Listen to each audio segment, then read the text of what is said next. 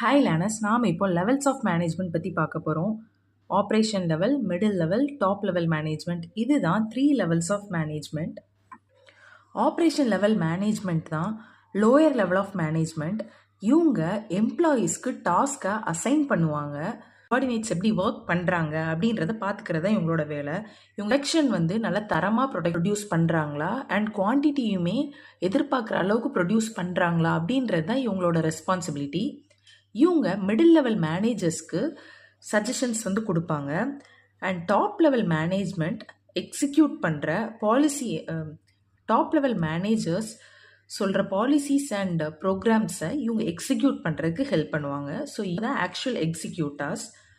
ஆப்ரேஷனில் ஏன் அப்படின்னா ஒரு எண்ட் ப்ராடக்டை ப்ரொடியூஸ் பண்ணி கஸ்டமருக்கு கொடுக்கறதுக்காக இவங்க மூலமாக தான் சபார்டினேட்ஸ் கிட்ட நம்ம ஒர்க் சொல்கிறோம். Next middle level management. Middle level management பொறுத்த வரைக்கும் top management and operating management இவங்க 2 பேருக்கும் ஒரு லிங்க் மாதிரி இவங்க ஆக்ட் பண்ணுறாங்க. ஸோ கம்யூனிகேஷன் டாப் லெவல்லேருந்து வர்றதை ஆப்ரேட்டிங் லெவலுக்கு கொண்டு போகிறாங்க. அதே மாதிரி ஆப்ரேட்டிங் லெவலில் உள்ள கம்யூனிகேஷனை டாப் லெவலுக்கு கொண்டு போகிறாங்க. ஸோ டாப் லெவலுக்கு மிடில் லெவல் மேனேஜர் அக்கௌண்டபிளாக இருப்பாங்க. அதாவது டாப் லெவல் மேனேஜர் என்னெல்லாம் சொல்கிறாங்களோ அதை மிடில் லெவல் மேனேஜர் கண்டிப்பாக செய்யணும். அதே மாதிரி ஆப்ரேட்டிங் லெவல் மேனேஜரை கைட் பண்ணுவாங்க. அவங்க எப்படிலாம் ஒரு வேலையை செய்யணும் அப்படின்றத கைட் பண்ணி அவங்க லீட் பண்ணுறதுக்கு ஹெல்ப் பண்ணுறாங்க. மேனேஜர் பீப்புள் கிட்ட ஜாஸ்தியாக கம்யூனிகேட் பண்ணுறதுனால கண்டிப்பாக இவங்களுக்கு கம்யூனிகேட்டிங் ஸ்கில் ஜாஸ்தியாக இருக்கணும்.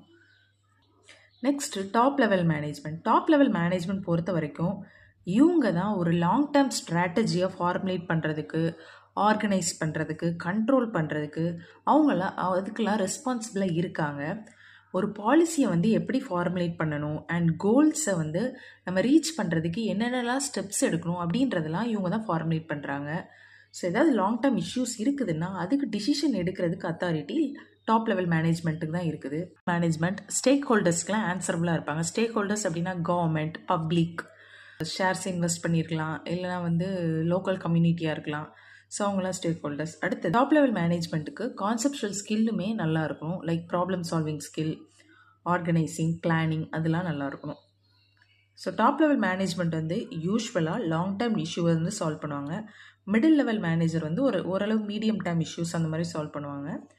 And operating level management daily ரொட்டீனாக நடக்கிற விஷயத்த அவங்க பார்த்துக்குவாங்க.